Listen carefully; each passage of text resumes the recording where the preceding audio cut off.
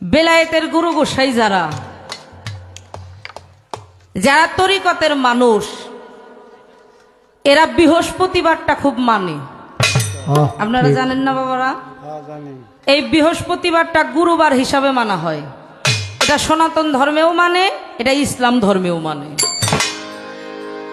আমি শুধু জানতে চাই, এমন একজন আল্লাহর ওলি প্রত্যেক বৃহস্পতিবার আসলেই এই কপালটার মধ্যে এইভাবে থাবড়াইতো আর বলতো, হায় আফসোস, হায় বৃহস্পতিবার, হায় আফসোস, হায় বৃহস্পতিবার।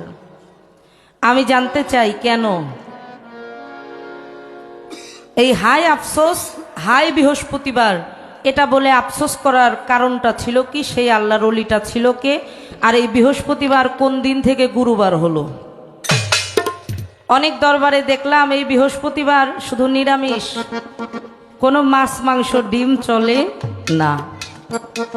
এই কথাটা আমি বাবার কাছ থেকে জেনে নেব, যেহেতু বর্তমান এই কর্মটা বেলায়েতের গুরু গোসাই সাধুগুরুরা করে। যে আমাকে শাহিন মাস্টারও কিন্তু করে, এটা আমি জানি। হ্যাঁ, হলো আমাদের রাজবাড়ির পাঞ্জুসার ঘরের মুরিদ। আসলে আমি তো এইভাবে টুকানো টুকানো প্রশ্ন করি না। আজকে কেন জানি আব্বা একটা করতে মন চাইতেছে। হ্যাঁ করি, আচ্ছা। আমাদের কয় আমি বলে খেপছি, বাইরে গেলাম চা খাইতে। কোন বদর ভদ্রতা স্কুল এত গান হলেও কোনোদিন এমনি আমার ধরে নেই। আজকে লো আসলে বাড়ির কাছে আছি দীক্ষা।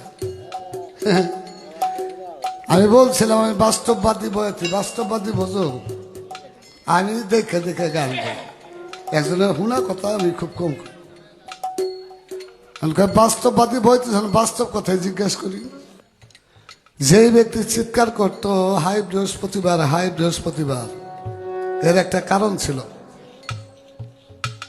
কারণটা কি জানেন? আমার নবী করিম সাল্লাল্লাহু আলাইহি সাল্লাম যেদিন পর্দা নিবেন তার 4 দিন আগের ঘটনা। বারে ছিল বৃহস্পতিবার। এটা অনেকে জানেন, কিন্তু ঘটনাটা পুরো জানেন না। আমার নবী যখন বিছনায় সজ্জায় 4 দিনের দিন, 4 দিনের আগে মৃত্যু, অর্থাৎ রাসূল যেদিন পর্দা নেবে তার 4 দিন আগে ছিল বৃহস্পতিবার। হযরত ওমর রাদিয়াল্লাহু তাআলা আনহু, আবু বকর সিদ্দিক আর অনেক সাহাবা বসা। তার মধ্যে একজন সাহাবা ছিল ইবনে আব্বাস, সেও বসা। আমার নবী বলল, হযরত ওমরকে বলল যে তোমরা কিছু কাগজ আনো আমার কাছে, আমি কিছু লিখে যাই। এই কথাটা কিন্তু আপনি অনেকে শুনছেন, হাদিসের কথা। তোমরা একটা কাগজ আনো, আমি কাগজে কিছু লিপিবদ্ধ করব, কিছু লিখে যাই। সবাই সম্মতি দিছে, এক ব্যক্তি সম্মতি দেয় নাই। সেই ব্যক্তির নাম হলো হযরত ওমর রাদিয়াল্লাহু তাআলা।